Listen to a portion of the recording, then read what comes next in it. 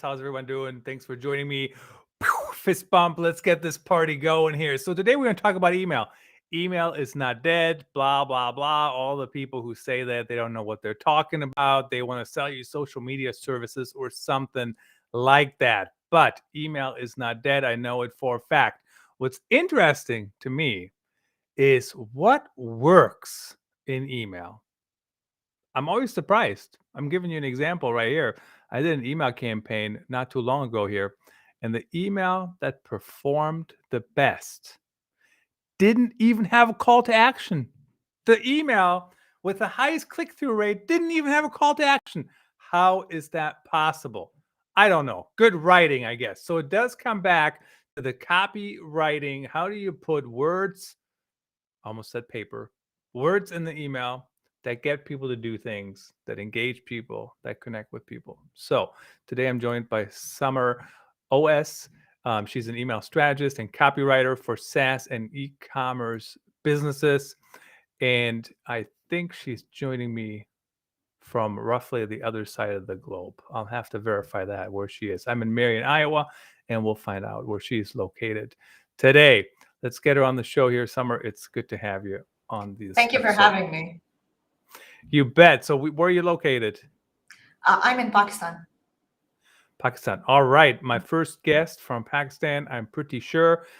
So tell me about, first of all, give us some background in your experience with email. How did you get into that field and what do you do? Right. I love that question because the answer is so unexpected, right? I fell into email through trial and error and lots of tears. When I started freelancing in 2007, I was a content writer, and I stayed a content writer for 10 years. But at the end of those 10 years, I was burned out. I was struggling with motivation and all of that. And I realized that, my shelf life as a content writer was maybe at an end. But writing is the only thing I've ever been good at. So I knew that if not content, then copy. So I started experimenting with different types of copy, pretty much cried my way through landing pages, website pages, sales pages. But then I met another email strategist and copywriter in one of the masterminds that I was in. And she just sparked my love for emails, right? And so I started working for her and I got my introduction into SaaS emails through her. Her name is Val Geisler. She's amazing. And then almost a year or so later, I started working with an email marketing agency, and they turned out to be e-commerce exclusively. And so I got my introduction to the e-commerce world, fell in love all over again, and just decided to keep working in both industries. Fantastic. And certainly email is important. And you know what? I'm really good at unsubscribing to email. Like you sent me crap in email and I get it and I see it. I'm that inbox zero guy, right? Like I'm literally deleting emails as I'm listening to you tell your story. Like, Christoph, I just want to follow up if you want to meet with my CEO. I'm like, no, I don't even know who you are. Like, how is that good? That's literally an email I just deleted. Like, how do we get better email copy? Like, how do we get, I mean, are you in agreement sending me an email asking me if I want to meet with the CEO? I don't know, or I don't even know the company. That's not good copywriting, or is it? Absolutely not. Right. So what you're talking about is probably a cold email, right? And so cold emails are tougher. Even the best written cold email is probably going to get more ignored than a regular marketing email, right? And so people who work in the cold email industry have it tough.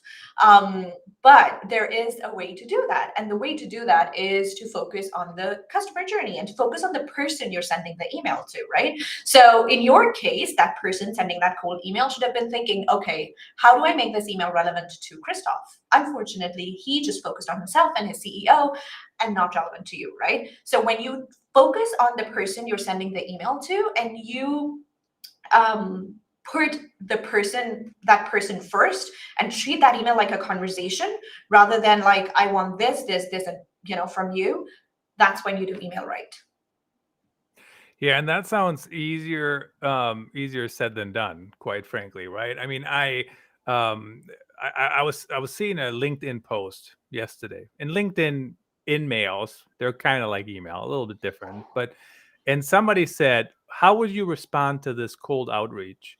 And 20% said they replied. So the problem, I think, is that still plenty of people reply to these cold emails, even though most of us will say, they're crap or they're annoying or whatever it might be. All right, so let's back up a little bit here and tell us, how do we get our email strategy, our content side of the email strategy especially, how do we get that into place? How do we move forward? I mean, focus on the person. Certainly get that. I know we've quoted him a number of times now. Mark Schaefer said, you know how Simon Sinek says the why? Forget about your why. We don't care about your why. People care about your own why, right? You have to know the why of your customer, not your own Exactly. why. Who cares? Yeah. And I'm in agreement with him. I really am. Mark is a fantastic thought leader out there. Definitely agree with that. But how do we move forward? How do we do that? How do we uh, get our copy started in a better place?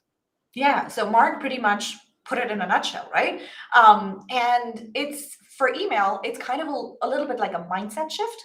And so when you are writing an email, whether that's a marketing email, whether that's a cold email, SaaS e-commerce does not matter. Focus on your audience, and even if you are like a B2B company that is sending out an email to a business, there is a person at the end of the screen that's going to be reading that email.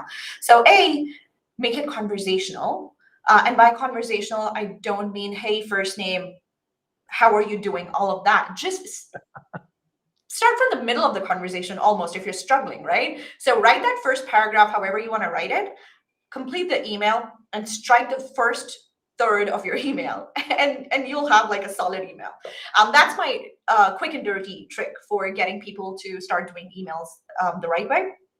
But yeah, the other thing you want to focus on is the email journey. And the email journey is so closely connected to the buyer's journey, right? So you need to find the touch points that are intersecting and then find out how you can help them with email. And that's another thing that I always say: when you are stuck on what to write and how to write an email, ask yourself, how can I help? And that simple question will completely shift your mindset and reframe the way you even think about emails. I really, really like the tip of cutting the first third of your email. And you know what? I might keep track of that. Every email I get, not like, personal one-on-one emails, but well, I mean, you know what I mean? Sales emails, email marketing emails. And I want to see if I cut the first third, if there would be better. And I got a feeling, I think they might be, because what bothers me about most emails, they just take forever to get to the point, right? And because I know what they're doing, I just delete them. I don't even read them because I don't have the time to do it. So you mentioned on the B2B side, there's still people on the other end. Yeah. Why in the world is that still a thing? This keeps coming up on the show all the time, right? B2B is people too, like all the time. But why is that still a thing that people don't think of their B2B buyer as a person? Of course, they're a person. Why do we need to keep bringing that up? I mean, is that still an issue out there? I think it is. And it has to do with perception, right? When you say B2B, you're thinking a company or probably at an enterprise level, right? You don't generally attach a person's persona to that company's name, right? So let's say we're talking about Pinterest or HubSpot. When you think about emailing them, you're not envisioning a single person, right? You're envisioning the company in your head. And so that is where the disconnect happens with B2B emails, I feel. And which is why we need to keep reinforcing the fact that yes, it's a big company and all of that, but that email needs to go to a person who will read it. Yeah, that's easy to forget for people. So when I'm emailing you, I mean, first of all, how do we get email recipients? I almost said subscribers just because I'm so on the content side. But what is your tip for a SaaS company or e-commerce? How do you get people? I mean, do you buy lists, which I think sounds like a good Ooh. idea at the Mhm. beginning, but it never seems to work out that way usually. No. How do you even get the people to email? I think you answered your own question by saying subscribers in the beginning, right? So buying list is always a bad idea because those lists are filled with emails that are dead or don't work, and they're also not targeted to your audience, right? So instead, focus on creating a content plan or a content marketing for your business, and then put up your sign up forms everywhere. If you are doing social, push people to sign up for your email list. Make your email list the hub of everything, from which other things stand out, right? So as an email marketer, I have an email newsletter, which is my center of every piece of content that I produce. So everything that I say out there on social media, even on podcast stuff, it was first discussed on my newsletter. So position your newsletter as the one place you can go to hear about things the first time, be the first to know. And then use that content and repurpose it for other pieces of marketing. The more you build your email list authentically, the correct way, the more in the position of power you will be. You'll be able to deal with all the changes that Facebook keeps making, right? iOS 15 is not treating small businesses, e-commerce businesses very well right now. And so it's important. You need to get subscribers. You please don't buy lists. And I cannot say that enough. I mean, I'm with you 100%. So I just heard the news on iOS 15. I guess it has cost Facebook, Snapchat, TikTok, and somebody else, I don't remember, $15 billion, something like that, in revenues. I think it was in the billions. I want to say it was 15. So somebody please Google it if you want the exact number for your article or whatever. So that's a big chunk of change. And I know for a fact, I always put ask app not to track, always, Yeah. unless there's some reason they need it. But I haven't seen that yet. So, all right. So if we talk about, so really what you're talking about is the COPE model, create once, publish everywhere. Big fan of it. Do it all the time. But for me, what I do is I do it a little bit differently. So I do the live stream and a podcast. So the live stream is really the center. Yep. Then I write an article, typically. I mean, it goes everywhere, right? It goes to, Yeah. we're getting too excited here. It's going everywhere, right? On social. But then I write an article and then I put it in my email at some point. No, but what you're saying is to make the email the centerpiece. Yeah. Why would I not make the website the centerpiece? Why the email? Is it because you get it first if you're on my email, or what's the reason? The access to you and the exclusivity, right? So yes, the podcast for you is central, but is your email list the first to hear about it after the live stream? So still, like, that is where, when people want to hear what Christoph has to say, do they tune in to the podcast or they tune into your emails? And this is where business goals and long-term planning comes into play as well, right? So for you, it's slightly different. For me, it's a little different, and similarly for SaaS businesses also, right? So for e-commerce businesses, their central place is their website usually, which is why they put in so much resources to driving traffic to their website. But the purpose of driving traffic to that website is so that they can capture email addresses and build their email list so that they can sell through emails, right? People will visit your website, but how many people will buy the first time, right? Somebody who's checking you out for the first time is highly unlikely to buy that first time. They are going to want to come back and research you a little bit, go through your product, see what your return policy is like, all of that. But people have also have short attention spans, right? So they land on your website, they go through it, and they say, "Oh yeah, this looks interesting. I'll check it out later," and then they close the tab. And so it's out of sight, out of mind, and you no longer have any resources to get them back on your website. And so, but if you serve them a sign up form and they sign up, you now have permission to email them and stay on top of mind by sending them emails. And so every time they see an email from you in their inbox, they're going to be, "Oh yeah, I went through that website. It was interesting. I do need to go back and check it out again." So email takes care of people's short attention spans. It takes care of brand building, customer loyalty, selling, conversions, all of the good stuff. Yeah, and you know what? Getting an email list set up I don't think it's ever been easier. I mean, I use the MailChimp sign up form on my website, and it's there, right? It's super Yeah. easy for people to sign up. And then on my Twitter profile, I now use Get Revu, or I don't know how you Yeah. pronounce it, but basically their email platform. So it's all tied together. It's super easy to use, super easy for people to sign up. And I send an email, I don't know, every week or something like that. Now you talk a lot about the customer journey, right? So Yeah. you go from I know about you, now I'm subscribing, now I'm buying, now I'm a customer, now I'm a repeat customer. As Shep Hyken said on the show, you want to turn the repeat customers into the loyal customers. And of course, there's a difference and so forth. But so many companies jump from, hey, you don't know me, but send me your money, right? Like, for real. How do you walk them through the process? And how does the language change, or does it, as people are moving along? Ooh, okay. So I'm so glad you asked me that, right? Because this is something that I'm super passionate about.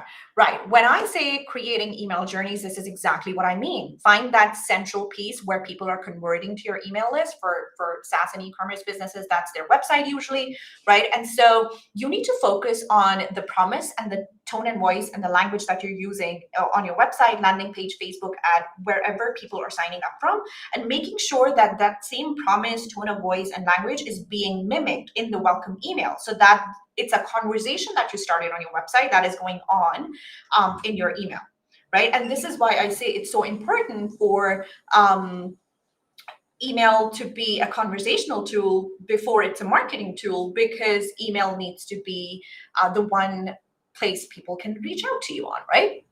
And so once you have done that, then you need to see, okay, they've signed up with us. Now, what do we want them to do? And this is where you start focusing on conversions, right? So for SaaS businesses, that's like, we want them to sign up for a free trial, right? And so then you're thinking, okay, that means we need to send them a nurture sequence or a welcome sequence where, the entire purpose of that sequence is going to be that we want them to sign up for the free trial. For e-commerce businesses, what do we want them to do when they sign up for our newsletter? And the answer to that is we want them to buy, right? And so we send them emails in the welcome sequence where we are encouraging them, building trust with them, and getting them to make that first purchase. Right now, when they have signed up and then they have made that first purchase, the tone and voice changes, right? Because suddenly they're now your customers. They've done what you wanted them to do, and now you need to treat them even better than you were in the welcome sequence, because they've now given you money. They've now invested in you, and so then you need to treat them like friends, and you treat your friends really, really well, and so on and so forth, right? So you will treat your first time customers differently, but you will treat your return customers even more warmly than first time customers, right? And so this is what I mean by email journeys, and how closely it's tied to the customer journey. And welcome to the show. I always appreciate extra guests on. So, because once you're on my list and once you're buying from me and once you're connected for a while, right? I mean, you certainly, you know me, right? So in my email list, which, some of these people have been on there for 7 years or whatever, and they still read it, I can say, until next time, Christoph, cheers, Christoph, or Yeah. whatever, right? Like they know me. So a few interesting points you mentioned. First of all, people can reach out to you when they're on your email list. And Yeah. naive Christoph here loves that. But realistically, SaaS companies, some of them, right? They send the email and then they get, I don't know, 1,000 out of office replies back. They all go into a folder and they don't see when somebody actually replies. How can companies make sure that they see when somebody replies and says, Christoph, X, whatever, right? Here's my Yeah. thoughts. Or how do we know? How does that work in the workflow? Okay, then you need to figure out a way to suppress. Like if you're using something as simple as a G Suite or Outlook, just create like a folder where all your out of office emails get automatically put in that folder that you then never check. Um, Mhm. and Right. that's my quick, like that's the way I do it. And it's easy for me, but then also I know that it's harder for bigger brands. But then that is why you also have CS reps, right? Customer service departments that are actively monitoring the replies that they're getting to their emails. So you have to look at the emails, obviously. And you know what? Yeah. You can filter out out of office and, have the ones like out of office goes into one folder. And when somebody doesn't mention out of office and they're actually replying, it just goes into the regular email inbox and you can see it or you can funnel it from Yeah, there. So the absolutely. other thing you mentioned is sign up forms. Yep. So you go to a SaaS website, right? I mean, certainly, and I work for a SaaS company too, but there's plenty of ways for people to get demos, for people to talk to the chatbot, for people to do things. With all those calls to action, how do software companies tie in a sign up? Like that's not a demo, right? How do they where do they put it? They already got plenty of calls to action. Is it just in the bottom? Is it just on the blog? Where do That we is put it? such a good question. And the answer is everywhere, right? So, this is why content marketing programs are so important for SaaS companies and even e commerce companies, I feel. Because on your blog, on your socials, put it everywhere. And if you're doing like a blog post that is more than 800 words, put it multiple places, right? Embed the sign up form in the middle, at the bottom, and the front. And also generally on your website, where if some and I love exit intent pop-ups for that same reason, where when even if you're not showing them annoying pop-ups, have an exit intent pop-up that will only show up when somebody's leaving your website. And so the answer is everywhere. Put them in all the different places and make sure people can sign up very, very easily if they want to. Do you think, I just wrote about this the other day, I believe, the hide my email, on iOS 15 or whatever it is that affecting software? Is that affecting software as a service companies, e-commerce companies at all? Or what's your opinion on that? Yeah, so open rates are dead, which is something we never thought we would say, right? But they are, simply because there's no way to track, so far at least, there's no way to track who is hiding their emails, and Apple is marking every email as an open right now, from what we understand, right? I feel like for SaaS companies, yes, open rates are important, but because the conversion is in sales as it is in e-commerce, they're not hurting as much as the e-commerce businesses are. And so I honestly feel like for every limitation that companies like Facebook and Apple throw up, other companies will be coming up with workarounds if we just have to wait. The trouble with smaller companies, though, is that they don't have the time to wait, right? They need to make sales now. They don't have the deep pockets or the revenue to weather this turbulent time. So they have to kind of move a little bit quicker. So in a nutshell, it might hurt companies because they don't know who it is as quickly, right? I think the one point I made in that article is hide my email currently only works on the mobile devices, right? So, I mean, yes, I'm on a computer right now. I'm on a PC, but if I was on a Mac, I couldn't use it anyways. On my iPad, I can use it, but I'm not using my iPad mostly during the day, right? I'm on my computer. So unless I'm sitting on my couch at night and I'm signing up for an email on a SaaS company's website, probably not going to hide my email anyways, right? Because my computer doesn't currently allow it. Now, when you talk about the welcome sequence email, I have seen my fair share of horrible welcome email sequences. Yeah. How do we make them better? What's the best practice here in the 2 minutes? Oh, okay. Less than 2 minutes. I have so much to say. I'm going to keep it second. All right. So honestly, just if you're making an offer like a discount, and this is especially for e-commerce emails, when you offer a discount, it just becomes a standard discount promotional campaign, right? It's no longer a welcome email because in every email you're reminding them to make that to avail that discount. Instead, make the discount if you're offering it at the bottom of the email, and then just focus on building a relationship. Tell your brand story, introduce yourself, introduce the problems that you're helping solve, right? Highlight highlight some social proof, things like that.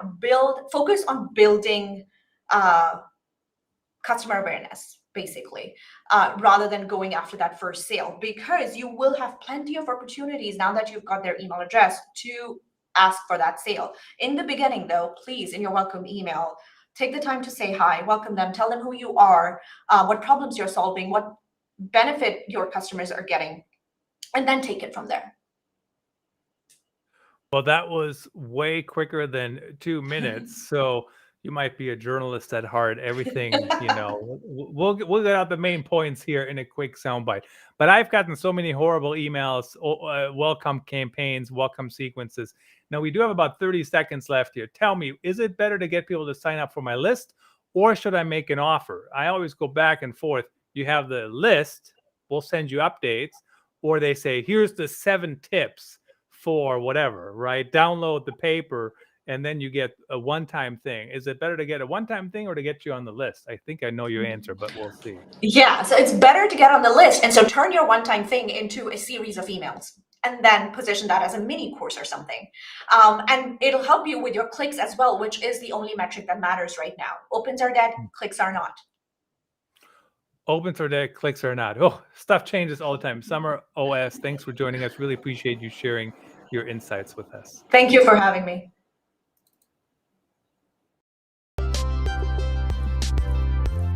That's a wrap. Thanks for tuning in. Please rate and review our show on your favorite podcast channels. And don't forget to share this episode with your networks. We appreciate you. Until next time, let the best stories win.